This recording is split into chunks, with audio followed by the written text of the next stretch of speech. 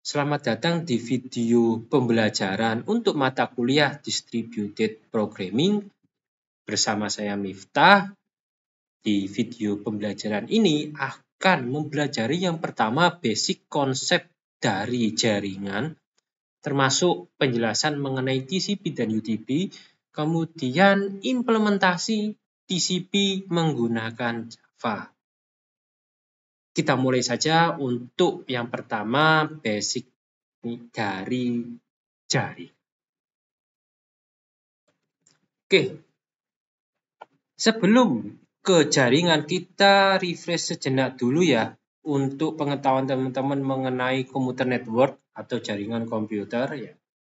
Yang pertama, apa sih jaringan itu ya? Jaringan itu ya, adalah ya, yang teman-teman pakai setiap hari.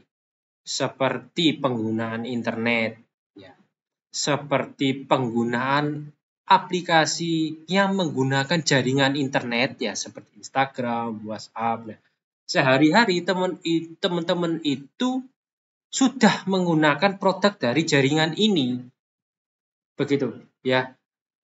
Semakin ya, ke sini ya, semakin ke sana gitu kan. Artinya ketika perkembangan IT itu dari ke tahun semakin pesat, maka internet pasti akan mengikutinya.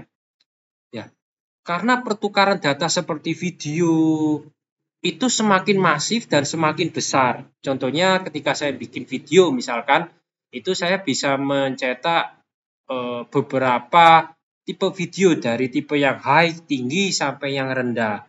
Nah, ketika kita mempunyai video yang high, yang file size-nya besar ya, ketika di-upload kan maka membutuhkan koneksi yang proper, koneksi yang tinggi juga.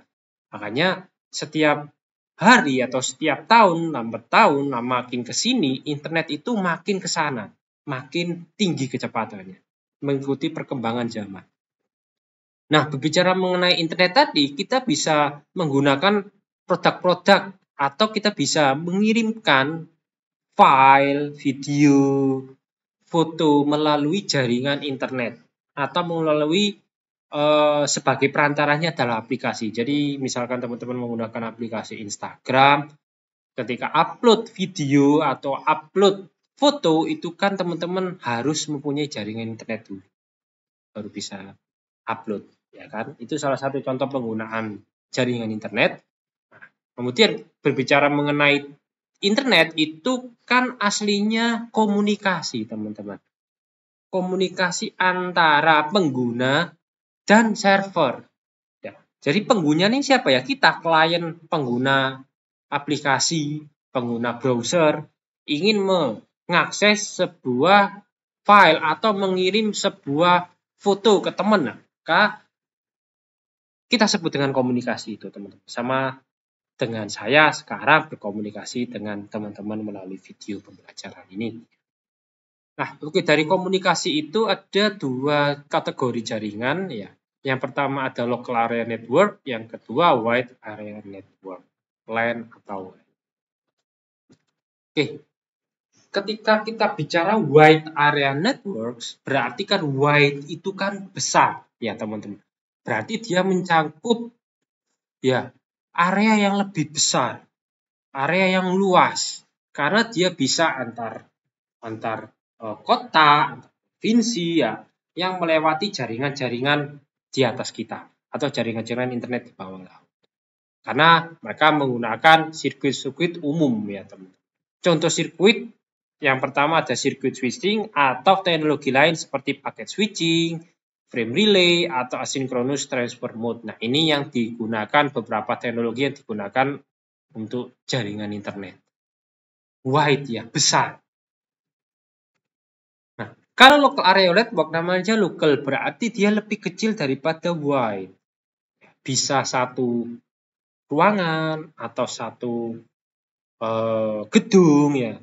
Kampus kecil yang hanya memiliki beberapa gedung bisa menggunakan local area network. Dan biasanya LAN ini itu diorganize ya di manage ya oleh organisasi yang mempunyai perusahaan tersebut atau yayasan yang mempunyai institusi tersebut. dan kecepatan datanya lebih cepat.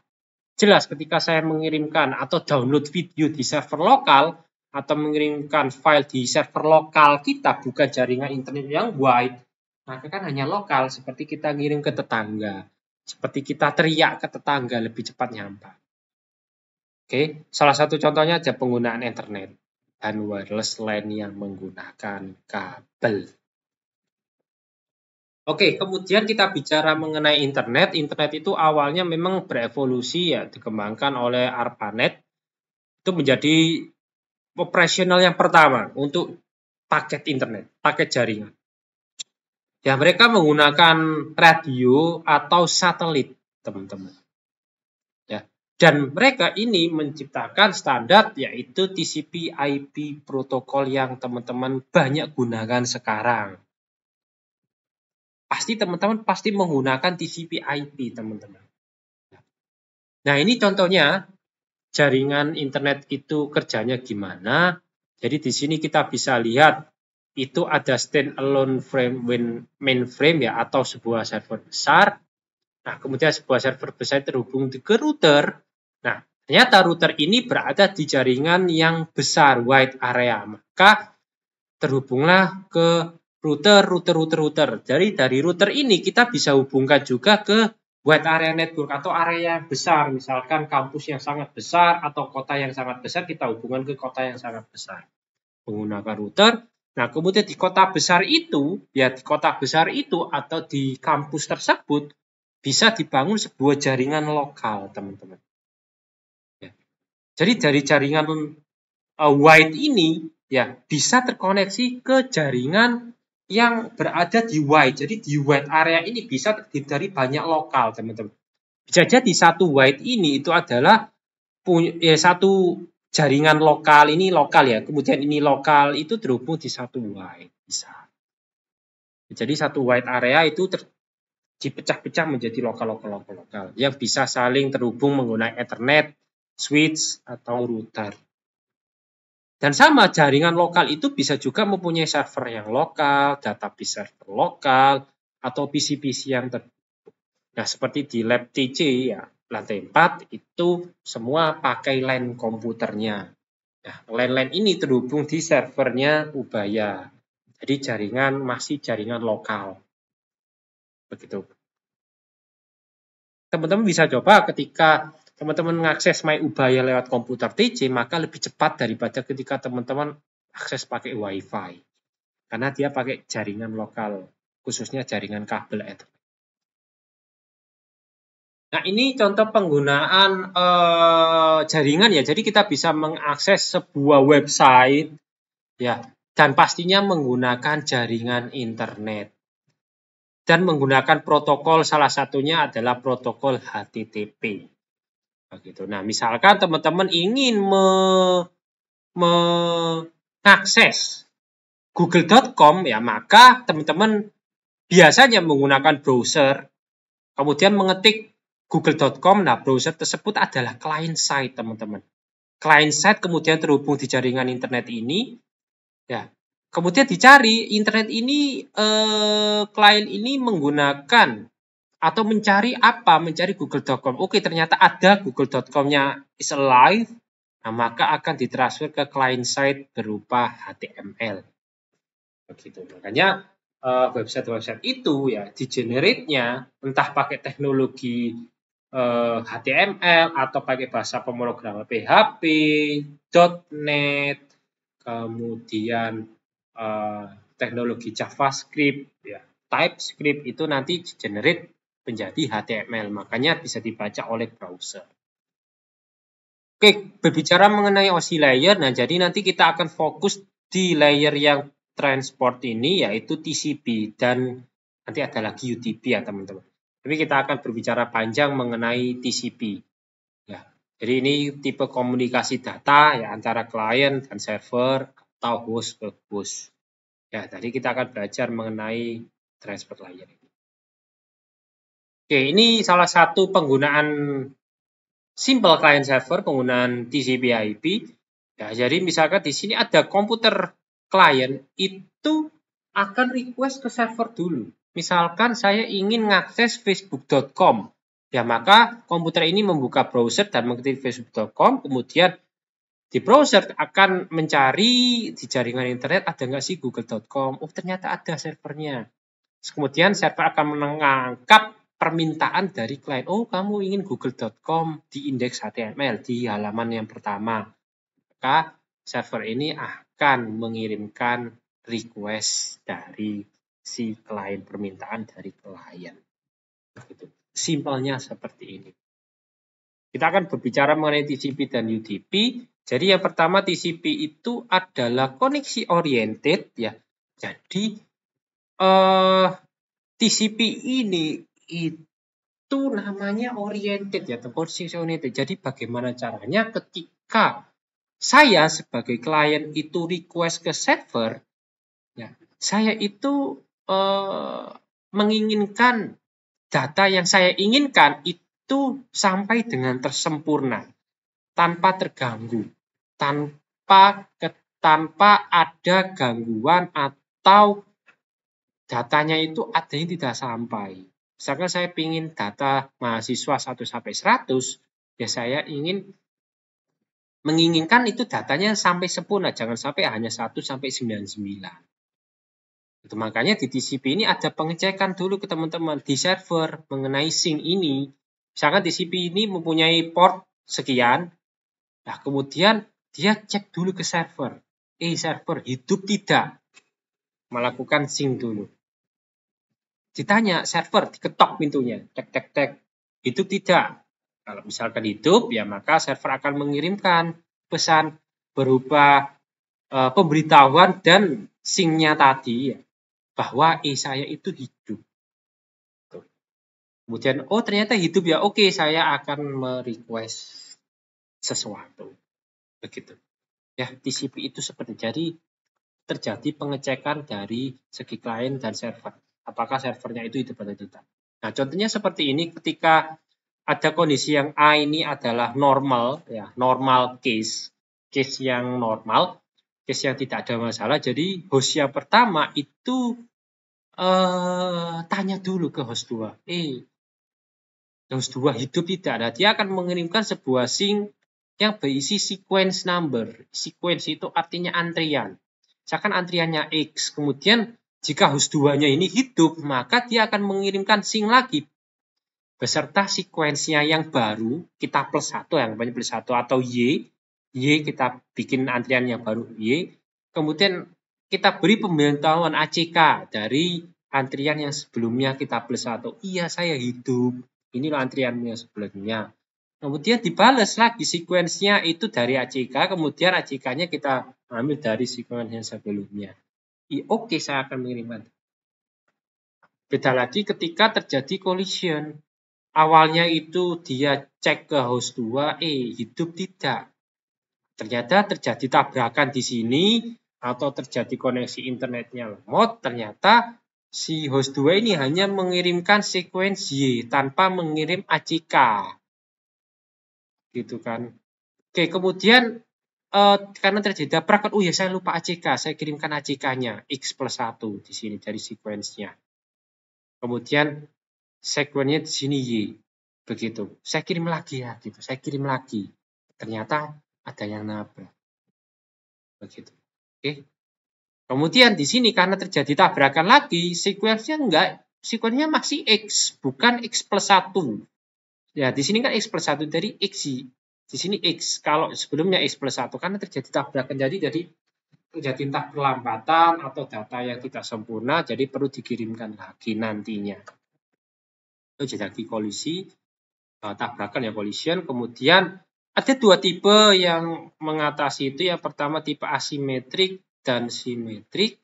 Nah, kalau yang pakai asimetrik ini masih mungkin terjadi kehilangan data karena di sini ketika kita mengirimkan data atau mengirimkan request ke host 2, mungkin aja di sini terjadi disconnect karena tertabrak nanti. Nah, ini yang kedua itu kemungkinan terjadi. Jadi misalkan ada dua sisi, yang satu Blue Army, yang dua White Army. Nah, Blue Army ini ingin berkomunikasi dengan pasukan yang lainnya, tapi di tengah-tengah ada White Army. Mungkin ada pengganggu atau masalah jaringan internet atau ada hacker yang mengganggu. Nah, ketika ingin mengirimkan ini terjadi, misalkan white arm ini maksudnya adalah collision ya. Salah satu side-nya ini, misalkan di sini mau mengirimkan di sini, nah kemungkinan akan terjadi error atau akan terjadi losing data di sini, karena terjadi sebuah hambatan. Nah, untuk itu kita pasang 3 jabat tangan, 3-way handshake plus timeout. Nah, ini cara TCP untuk menghandle masalah-masalah yang tadi. Jadi di sini kita kirim, kita pasang timer ya, kita kirim seperti biasa, sequence number. Nah, jika di sini ada timernya itu belum dikirim untuk host 2, misalkan ini kondisi normal, sequence X, Y, ACK X plus 1, Y plus 1 normal. Nah, ketika di sini itu terjadi tabrakan, collision atau apapun itu, di sini ada timer. Maka ketika timernya habis, maka akan keluar seperti ketika mengakses website itu not responding. Atau kode 404 atau 502 ketika terjadi misalkan websitenya down, atau websitenya error, atau dan sebagainya. Atau malah mati server. Nah, di sini juga ada kriteria mengenai kecepatannya, teman-teman. Kecepatan data itu sebenarnya juga sangat kritikal ya. Ketika kita mengirimkan datanya itu terlalu cepat, ya. Tapi kita lihat di sini, tapi pipanya itu tiba-tiba mengecil di sini, teman-teman. Ya, maka percuma, teman-teman. Internet cepat buat apa? Gampangannya seperti itu. Ya, kita punya internet tinggi ya, tapi providernya belum handle itu. Provider baru hanya 3G, padahal kita sudah menggunakan tower yang 5G. Nah, seperti itu. Sia-sia, teman-teman. Anggapannya kita juga punya Ferrari, tapi isinya premium, teman-teman. Ya, itu kan akan terjadi sebuah masalah yang harusnya itu kecepatannya tinggi, butuhnya bla bla bla, ternyata pipanya kecil di tengah-tengah. Itu. Oke. Nah, untuk contoh-contoh aplikasi TCP ini banyak ya. Yang pertama FTP ya, File Transfer Protocol. Mungkin kalau di kelas saya itu di operating system ya, itu setidaknya pasti sudah menggunakan FTP ya, File Transfer Protocol yang portnya 21. Ketika dari klien ingin mengirimkan file ke server, bisa menggunakan FTP.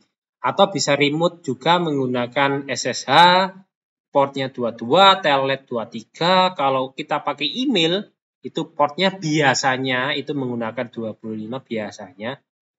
Protokol HTTP juga sama, portnya 80 biasanya semua, normalnya seperti ini.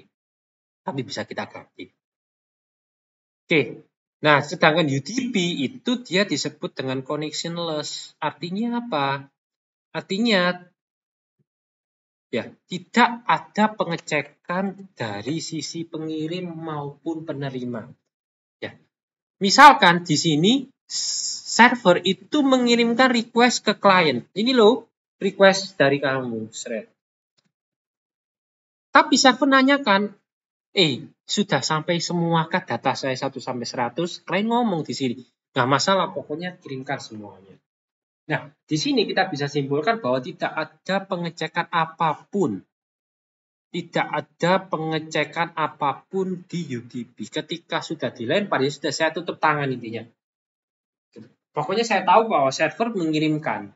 Tapi entah di tengah-tengah itu putus atau terjadi modifikasi atau apa ya, masalah yang penting datanya dari server sudah terkirim dan klien sudah menerima.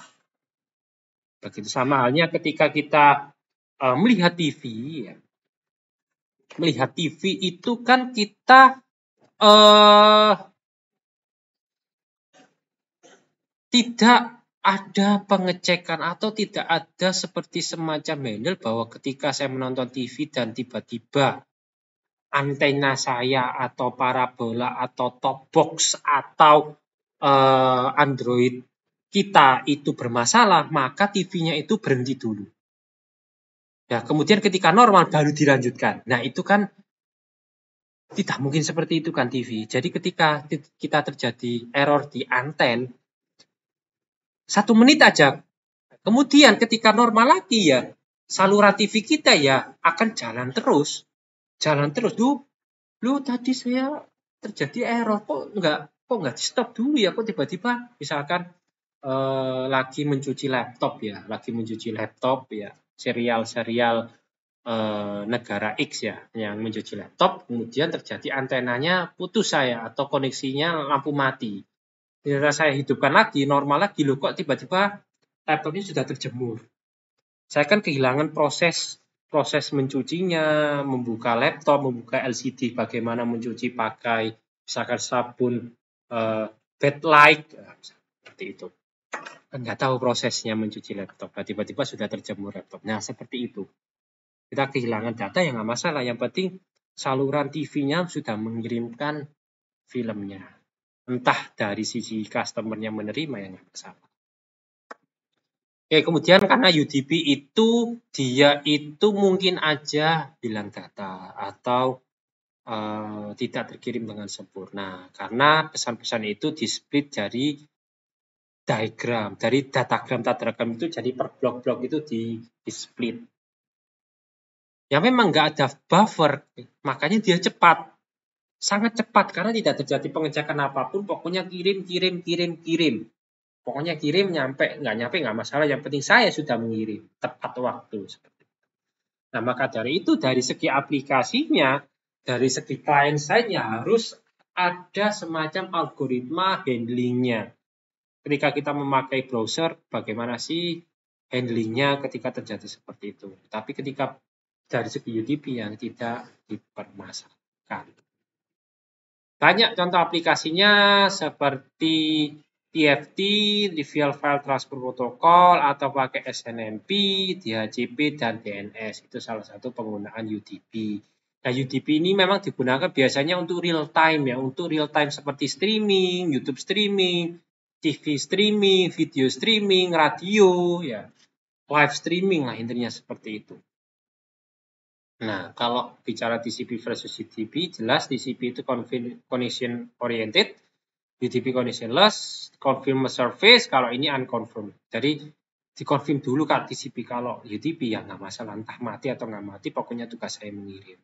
Makanya di situ size-nya lebih besar, TCP 20 bytes untuk header, kalau UDP 8 bytes. Kalau TCP ada flow control-nya, kalau UDP no flow. Nah, kemudian kita bicara mengenai multithreading. Nah, multithreading itu seperti multiprocessing.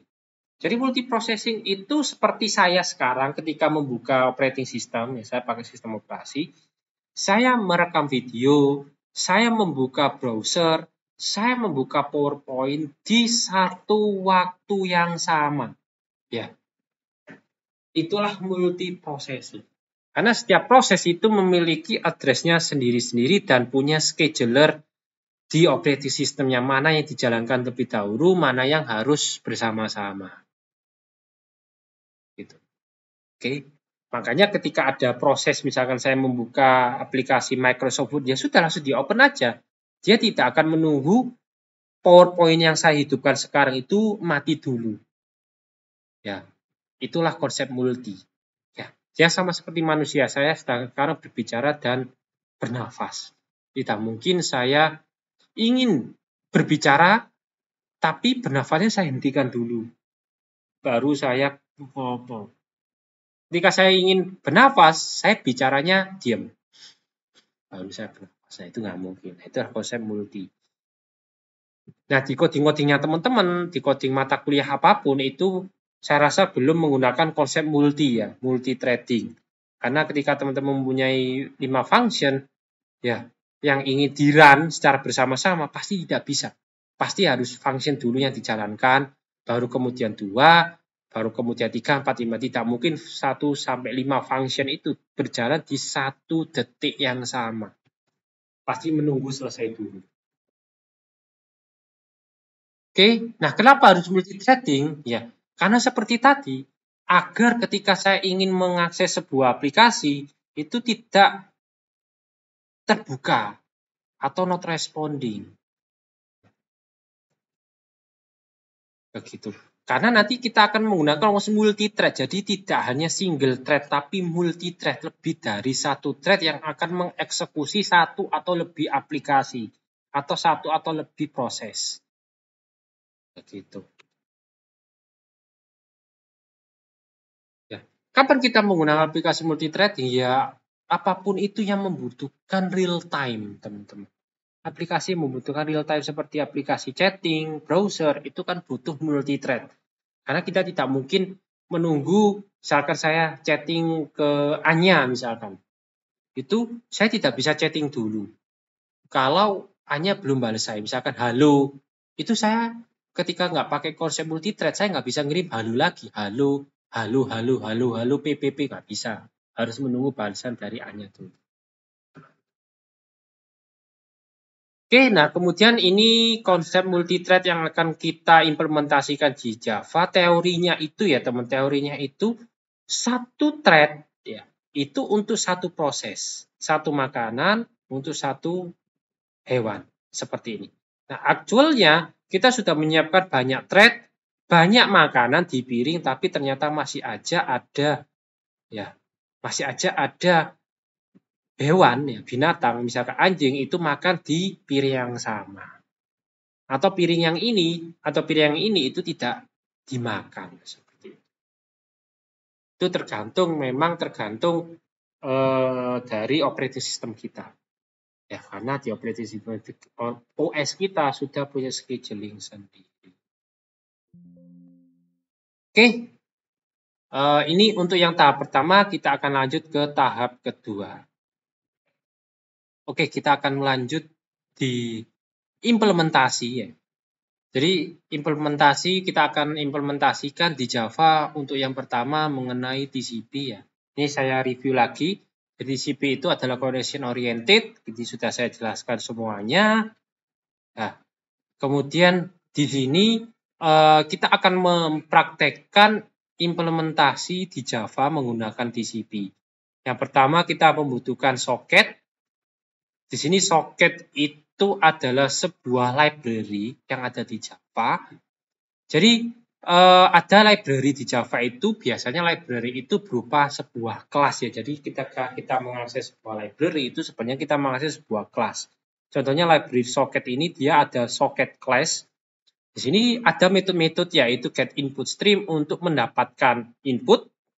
Kalau get output stream dia untuk mengirimkan. Oke. Kemudian di sini ada server socket yang akan kita gunakan. Ingat ya, yang pertama socket, yang kedua server socket.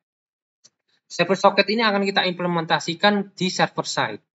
Jadi nanti kita akan membuat dua project ya, server dan client. Oke, server project server side dan client side. Server TCP dan client TCP.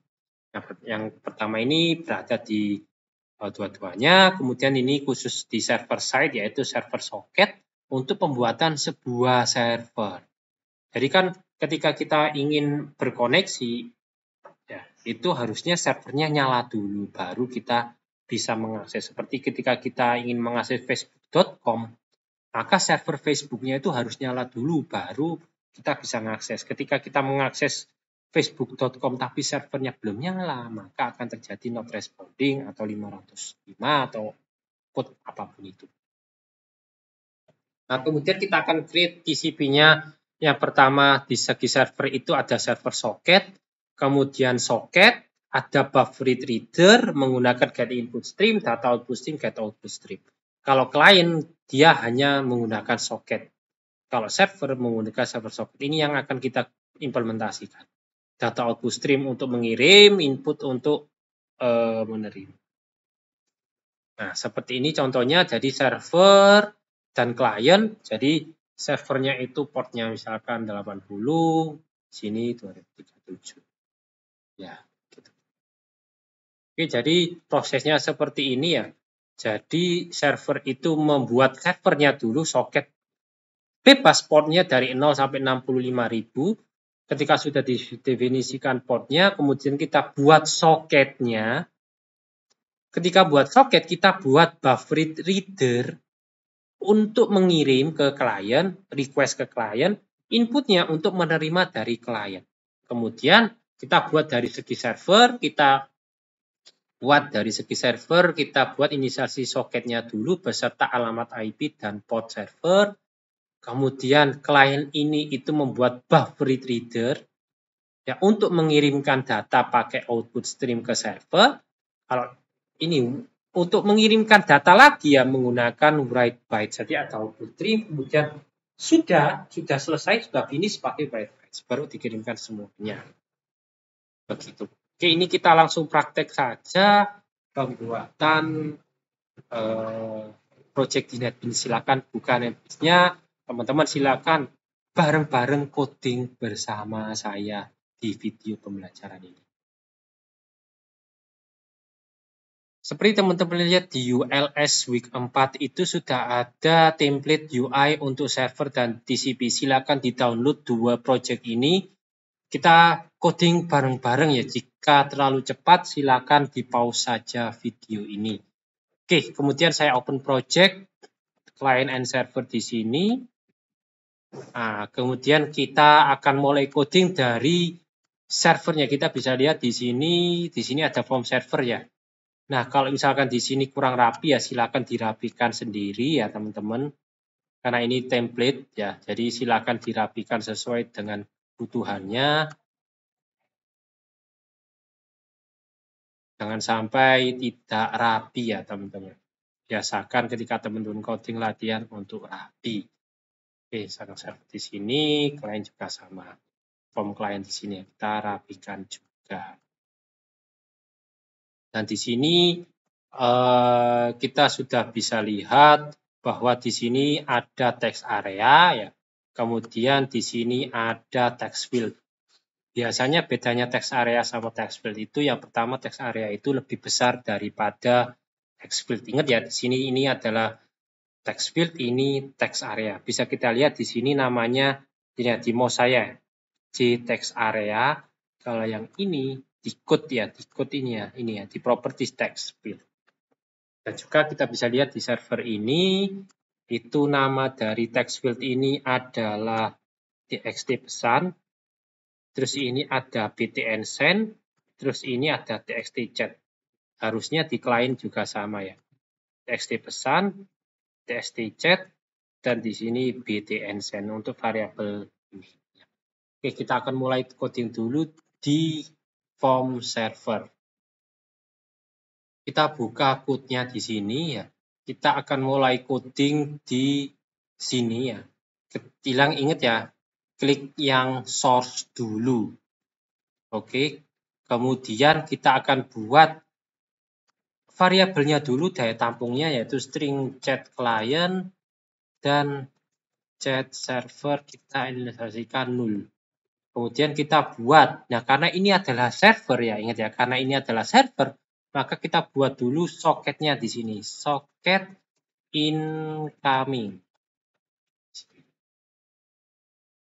Oke, kemudian, nah seperti ini ya, kalau nulis manual ya akan merah karena kita belum import, seperti add import. Nah, tapi kalau kita pakai soket kontrol spasi soket ini yang atas ini, nah, maka importnya langsung ada.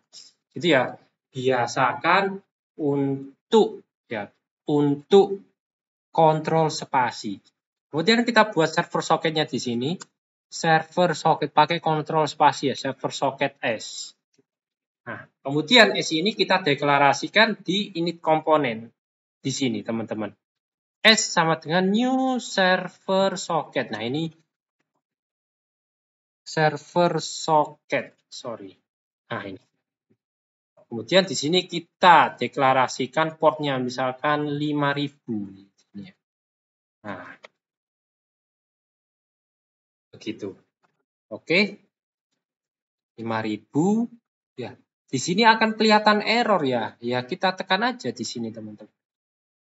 Nah, kita pakai yang address clause yang block aja nih, teman-teman ya. Pakai block with try catch. Dan di sini kita ganti SOT-nya menjadi error biar kelihatan ya di form server -2 plus X. Nah, lebih baik kalau misalnya kita ketemu I/O ini, kita ganti jadi X saja ya. Ini kan I/O, kita ganti jadi exception. Seperti itu. Oke, kemudian kita buat di sini implementasi untuk, karena ini server ya, maka kita buat function getChat. Nanti untuk mendapatkan request atau chat dari server. Jadi kita implementasi simple chat. Ingat ya, kita akan implementasi simple chat. Kita buat dulu di sini public ya. Public void get chat. Seperti ini. Nah, jadi kan nggak error ya, karena kan tadi kan belum buat functionnya. Oke, kemudian kita inisialisasi incoming. Oke. Nah, incoming ini untuk jika ada klien masuk, maka incoming akan terisi, begitu ya. Di sini incoming sama dengan s.accept. Pakai kontrol spasi ya, teman-teman. Pakai kontrol spasi. Nah, ini akan terjadi error. Kita add surround statement with try catch saja. Biar kelihatan errornya ya. Kita password di sini, misalkan error di getChat.2 plus X. Biasakan jangan pakai I/O ya untuk catch-nya, pakai langsung exception. Jadi yang paling atas sendiri dari exception itu adalah ibunya. Jadi exception, di bawah exception itu ada I/O exception, file exception, number exception, dan lain sebagainya. Banyak, kita pakai yang paling atasnya saja biar aman. Oke, kemudian kita buat untuk menerima data ya. Untuk menerima data, nah ini pakai buffered reader. Kan fungsi getChat ya, buffered reader. Pakai kontrol spasi ya. Chat from client sama dengan new buffered reader, new input stream reader, kemudian incoming dot get input stream. Seperti ini untuk menerima klien, plus datanya di sini.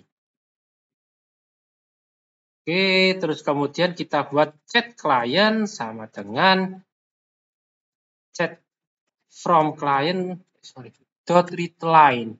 Nah, ini untuk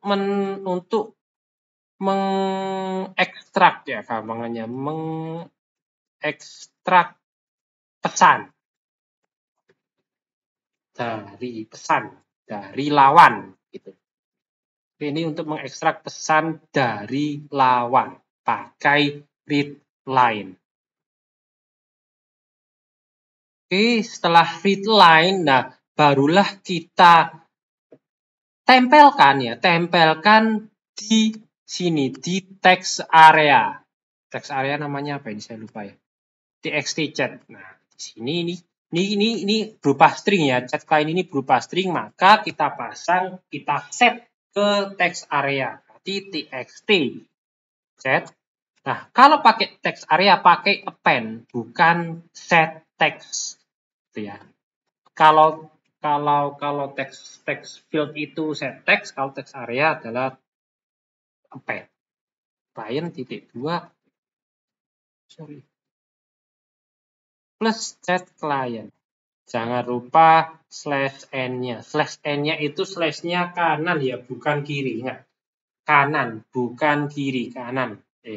Kanan gini ya, kalau di video gini ya.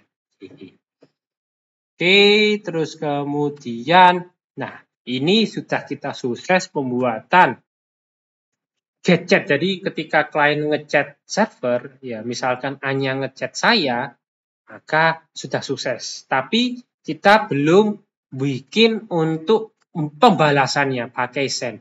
Silakan diklik kanan event action perform atau di double klik langsung action perform. Ini saya double klik ya sendnya. Kita akan create sebuah function btn action perform. Nah, kita buat dulu ngirimnya. Berarti ngirimnya kan intinya ketika kita, ini saya preview, ketika mendapatkan pesan kan balasnya kan ada di sini. Halo juga, misalkan di sini. Halo juga sayang. Nah, misalkan seperti itu ya. Send, klik. Nah, ininya kan string halo juga sayang kan harus diambil dulu. Ya, harus diambil dulu menggunakan, nah, kita deklarasi dulu. Oh, tadi sudah ada di atas itu kita ada, ini saya minimas ya. Di sini ada chat server ya. Nah, kita pakai chat server aja. Di sini chat server sama dengan txt ya. Txt apa tadi ya? Saya juga lupa teman-teman, sorry. Txt pesan dot get text seperti itu.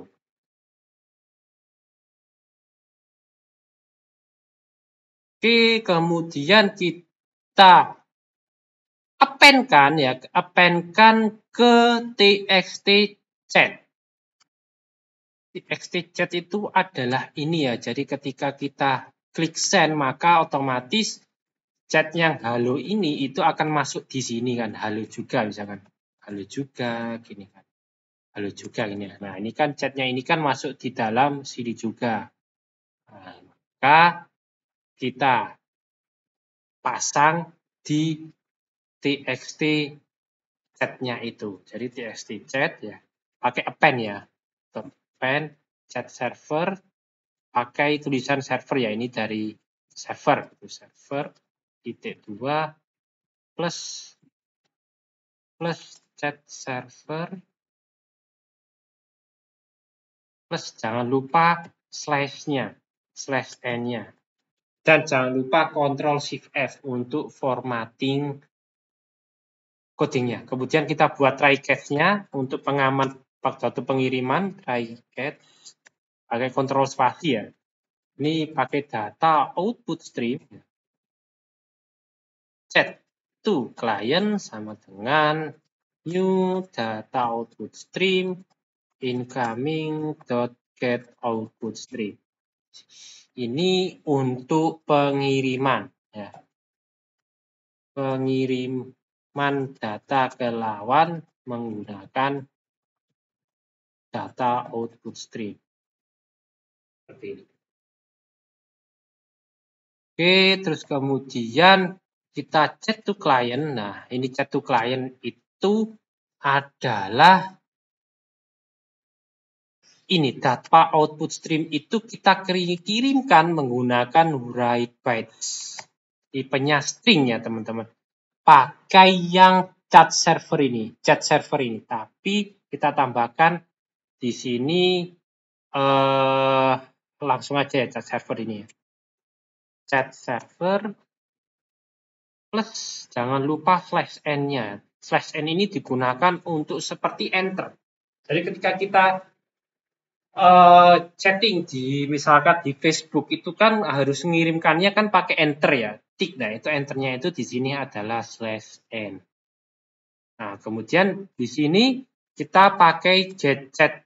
Nah, jadi setelah kita mengirimkan itu kita panggil getChat. Jadi kita panggil getChat untuk mendapatkan balasan. Jadi ini masih simple chat ya, masih simple chat. Jadi ketika kita ngirim, kita nggak bisa ngirim lagi karena kita manggil function getChat ini. Jadi kita menunggu dulu kiriman dari lawan. Dan gini kita SOUT error di btn send sini. 2 plus E. Oke, seperti ini adalah server. Nah, kita sekarang ke klien. Hampir mirip implementasinya, di form client ya, kita ke source. Hampir mirip implementasinya untuk server, tapi karena ini klien itu tidak butuh deklarasi server socket. Cukup soketnya saja. Oke, maka kita langsung aja di btn send ini ya, btn send di desain ini ya, desain. Ini saya double klik. Nah, kemudian di sini ada send. Nah, kita buat teman-teman di sini.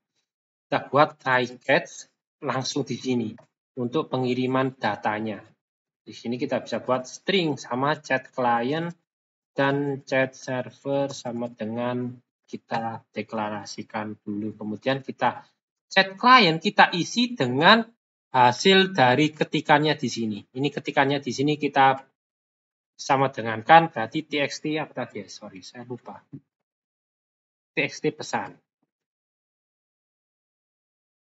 txt pesan .get text. Seperti. Kemudian kita append juga ke text areanya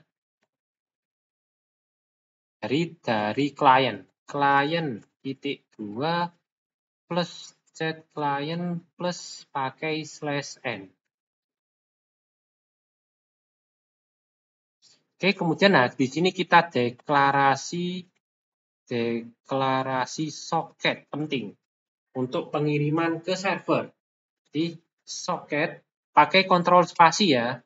Pakai kontrol spasi client socket sama dengan new socket. Alamatnya apa? Misalkan di sini kan kebetulan ini kan masih satu laptop ya, maka saya bisa menggunakan localhost. Tapi ketika kita sudah di jaringan internet atau kita punya IP sendiri ke server, maka kita bisa mengirimkan misalkan google.com atau alamat IP berupa number. Oke, localhost, kemudian portnya tadi berapa? Portnya tadi saya itu adalah 5000 ya teman-teman. Oke, kemudian kita kirim datanya. Kirim pesan menggunakan data output stream. Output stream. Jadi kita pakai, nah output stream itu tinggal data pakai kontrol spasi ya. Nah yang Java I/O ini send to server sama dengan new data output stream client socket. Nah, ini pakai soketnya dirinya sendiri karena kan ketika kita mengirimkan data itu klien itu juga mengirimkan view data dirinya. Nah, di sini kita pakai client socket.get output stream. Jadi ada alamat IP pengirim, alamat port pengirim, kemudian misalkan ada latitude sama longitude-nya pengirim. Nah, itu kita bisa set di client socket. Sementara ini default dulu ya, CentOS Server.WriteBytes. Kita kirim pesannya tadi ke server yang chat client ya, bukan chat server ya. Chat client plus /n. Seperti ini. Nah, ini untuk menerima data, untuk menerima balasan langsung di sini ya. Untuk menerima balasan dari lawan atau di sini server. Maka kita pakai ya in buffered reader sama. Ya, kita pakai buffered reader pakai input stream. Berarti di sini kita buffered reader dan chat from server sama dengan new buffered reader sama dengan new input stream reader client socket .get input stream. Seperti ini. Ini untuk menerima balasan. Oke, kemudian kita ambil hanya pesannya saja. Sebenarnya kita bisa ambil alamat IP, portnya. Nah, kita bisa ambil pesannya aja menggunakan read line ya. Jadi set from server. Ya. Jadi kita set dulu di sini ya, pakai chat server ini. Chat server sama dengan chat from server.readline. Nah, seperti ini.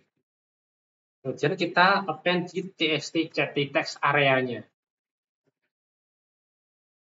Di sini dari server kan berarti server titik 2 plus chat server. Plus jangan lupa slash-nya ke kanan ya, ke kanan. Oke, kemudian errornya kita isi misalkan error di btn send client titik 2 plus e ini. Ini hanya seperti ini untuk kliennya, jadi kliennya hanya fokus di btn send. Kalau server tadi ada get chat dan btn send. Ini mari kita coba. Untuk mencobanya, ya, jadi server yang di run dulu, yang form server ini kita run, kita klik kanan aja ya. Atau kita set aja ya, kita set main-nya, properties, kemudian run, kita set yang form servernya, karena di sini kan ada 2 main class. Kita set yang form server ya, kita set yang form server. Oh, sudah ternyata. Kalau yang client harusnya dari template-nya sudah ya. Oh, di sini juga form client. Oke, sudah. Kemudian kita run. Nah, ketika kita run itu harusnya servernya tidak keluar apapun, teman-teman. Karena server ini keluarnya itu menunggu dari kliennya. Ya, menunggu dari kliennya.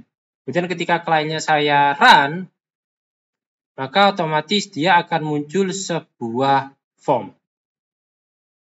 Ya, akan muncul sebuah form ini ya, client.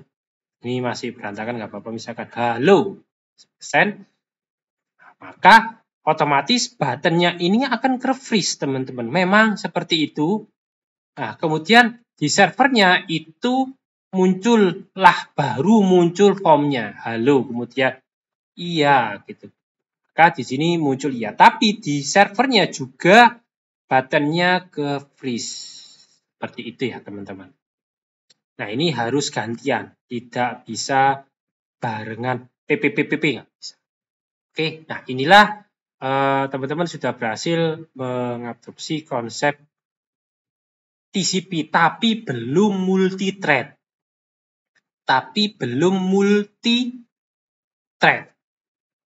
Oke, mungkin nantinya setelah ini ya, setelah pertemuan ini, setelah video pembelajaran ini akan kita jelaskan dulu UDP ya. Saya lupa ya, apakah menjelaskan UDP atau tidak. Tapi nanti kita akan belajar mengenai multithread di Java. Oke. Kemudian kita kembali ke PowerPoint ya. Jadi, nah ini kita akan nanti jelaskan sampai konsep multithread. Sementara memang ke freeze. Ini untuk referensinya. Kemudian, nah ini ada self practice teman-teman yang harus teman-teman lakukan selain yang ini, selain yang mana ya? Yang ini. Oke, jadi teman-teman sekarang silahkan buatlah dua project. Yang pertama client login TCP, yang kedua server login TCP. Nah, kita akan membuat form login, teman-teman. Nah, untuk itu teman-teman butuh kelas baru, yaitu kelas pengguna, ID, username, password, dan nomor telepon. Ini kalau di database kita variabel karakter, tapi kalau di Java kita pakai string. Ya, in-nya itu adalah primary key auto increment, sama ya, in kalau di Java in, di database MySQL juga in. Kalau di database itu variabel karakter, tapi kalau di kelas Java pakai string. Jadi ada ID, username, password, sama nomor telepon. Kemudian silakan buat 10 data sampel di pengguna kelas dan simpanlah di dalam sebuah array. Ya. Kemudian objek ini itu diaksesnya, ya dibuatnya, ya pengguna kelas ini, kelas baru pengguna itu berada di server side. Dia klien itu hanya request data. Nah, seperti ini ada kelas pengguna, ini berada di server login. Kemudian server login TCP main-nya itu seperti ini. Jadi sampel data menggunakan array, yaitu seperti ini contohnya. Jadi ada release daftar pengguna. Kemudian untuk add release-nya seperti ini dari kelas pengguna. Oke, kemudian kita bisa menggunakan komen ya seperti ini atau gabungan komen seperti ini. Komen ada ular value. Komen ular value. Gunanya untuk apa? Karena kan ketika kita hubungannya seperti ini ya, itu hanya bisa tipenya adalah string. Seperti form yang tadi ya, form yang klien login ya. Sebentar, saya tunjukkan. Untuk yang klien login seperti ini, nah ini kan dia hanya bisa string. Nah, tapi ketika misalkan klien ini itu adalah form login yang ada username sama password, nah maka harus kita gabungkan dulu seperti ini. Misalkan ada form login, ketika kita klik, di sini anggapannya login ya, klik maka di sini akan mengirimkan pesan login / username dan passwordnya apa gitu. Jadi ketika klik button login, klik login maka login ini akan mengirimkan pesan ke server berupa gabungan string seperti ini. Oke, seperti itu. Misalkan saya contohkan di sini ya. Saya contohkan di sini, misalkan ini saya mana ya? Ini saya misalkan klien kan di sini kan hanya teks ya. Nah, teks, tapi saya bisa gabungkan di write batch ini menjadi seperti ini. Login. Nah, / chat client gitu. Plus chat client ya. Gini. Maka ketika saya run servernya, run, kemudian kliennya saya run, maka ketika saya hanya ketik halo seperti ini, tapi diterimanya adalah login halo. Seperti itu. Dan berarti kalau ada dua field, maka teman-teman bisa seperti ini. Misalkan ini saya tambahkan field baru. Anggap aja ini username sama password ya. Ini ngotak-ngotiknya jangan seperti saya, teman. Ngotak-ngotiknya ini hanya contoh. Di sini ada txt password, txt pesan ya, biar nggak error ya. Txt yang bawa password misalkan yang di sini txt pesan biasa atau username. Berarti kan tinggal kita gabungkan saja. Seperti ini, yang banyak seperti ini ya. Jadi di sini kita tinggal gabungkan login chat client itu adalah ini txt bukan txt pesan ya. Kemudian saya tambahkan di sini ya, gimana ya, plus thread ya. Plus plus ya, di sini txt password dot get text. Nah, misalnya seperti jadi sekarang ada login chat client sama txt password. Ketika saya run ya di sini platform servernya saya run, jadi saya ganti di write batch ya, karena write batch itu dia mengirimkan pesannya lewat write batch. Misalkan ya di sini username saya Miftah, passwordnya password Mif. Saya send, nah, maka terkirimnya ke server adalah login, ada delimiternya, delimiter ular Miftah, anggapannya ini adalah username, delimiternya adalah password. Itu ya, ini contohnya. Oke, terus kemudian saya lanjutkan lagi. Jadi di sini ada komen. Kalau login, ya berarti awalannya komennya login, value-nya adalah admin-admin. Berarti nanti proses dua data admin-admin. Kalau register ya sama. Berarti ada, misalkan ada form register, komen yang pertama register, kemudian dosen-dosen. Nah, gitu. Untuk workflow-nya silakan bikin kelas model pengguna, kemudian silakan create setter and getter, konstruktornya, dan function check login untuk cek username dan passwordnya. Benar atau tidak. Jadi intinya di server login itu ada function baru yaitu cek login dan kelas daftar pengguna. Ini release. Nah, untuk function check loginnya seperti ini. Jadi nanti ada array list daftar pengguna. Ini daftar pengguna itu yang ini ya. Nah, ini kan daftar pengguna. Yang mana tadi ya? Nah, ini daftar pengguna. Ya. Kemudian di looping daftar penggunanya. Ketika ketemu pengguna .get username dari array list itu .equals itu sama halnya ketika kita menyamakan dua string, satu string dan dua string itu pakai equals. Jika array list-nya sekarang, posisi sekarang itu equals username parameternya, maka kita cek passwordnya. Apakah array list passwordnya ini .equal sama dengan yang parameter, maka true. Ini pengecekan cek login. Untuk inisialnya seperti ini, dan seperti ini. Nah, seperti ini nanti intinya. Jadi kita pakai split, teman-teman. Nah, untuk splitnya tergantung. Misalkan di sini pakai ular, seperti ini kan pakai ular. Ya, maka ngambil datanya itu pakai split ular. Jadi ketika ngambil data komen, misalkan komen ya, ini hanya snip code ya. Ini hanya snip code, hanya potongan. Ini ada yang dihilangkan. Nah, misalkan hasil splitnya itu nanti berupa array ya. Misalkan di sini ada 3. Berarti nanti di sini ada split indeks ke 0 itu adalah login. Misalkan split 1 ini sama dengan Miftah, split 2 sama dengan password nih. Jadi intinya nanti akan terbentuk 1, 2, 3 array ya. Split misalkan. Indeks 0 login Miftah password karena delimiternya adalah ular, delimiternya adalah ular. Makanya di sini ketika komen .0 equals kita cek komennya apa sih? Jika komennya login maka masuk sini. Jika else if, jika komennya register masuk sini. Ini tergantung di sini ya teman-teman ya tadi. Nah, di sini. Jika login ya, jika komen yang 0 login maka kita panggil function check login.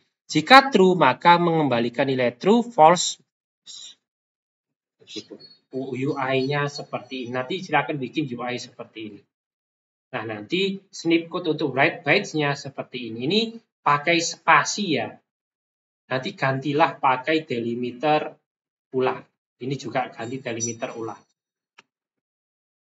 Oke, ini hanya guideline, hanya contoh. Pasti di sini ada perubahan-perubahan yang harus dilakukan.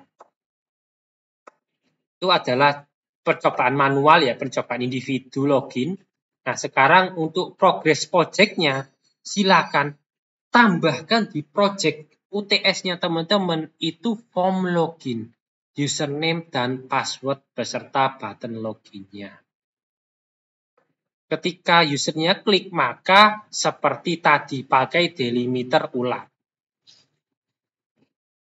Dan lakukan seperti flow-nya ini. Oke, jika ada ini yang mandirinya, ini yang progress project saya tadi lihat ya nih. Progress projectnya sama, kita bikin login form di projectnya. Jadi ada username sama password. Dan silakan diikuti seperti ini. Di projectnya ya. Ini tadi saya salah preview. Nah, ini sebenarnya sama sih tugasnya. Ini percobaan aja, percobaan latihan teman-teman. Latihan teman-teman ini diperlukan untuk projectnya. Karena progress projectnya sekarang teman-teman diminta bikin login form. Oke, tadi progress projectnya teman-teman, project UTS-nya bikin login form. Dan lakukan seperti ini. Jika benar, maka muncul tiket order form. Jika salah, maka akan muncul J option pin. Ada modal bahwa ini password salah. Seperti teman-teman bikin fraction yang kalau 0 nggak bisa. Oke, sekian dari saya. Jika ada pertanyaan, silakan ke Google Space. Terima kasih teman-teman. Selamat mengerjakan, selamat mencoba.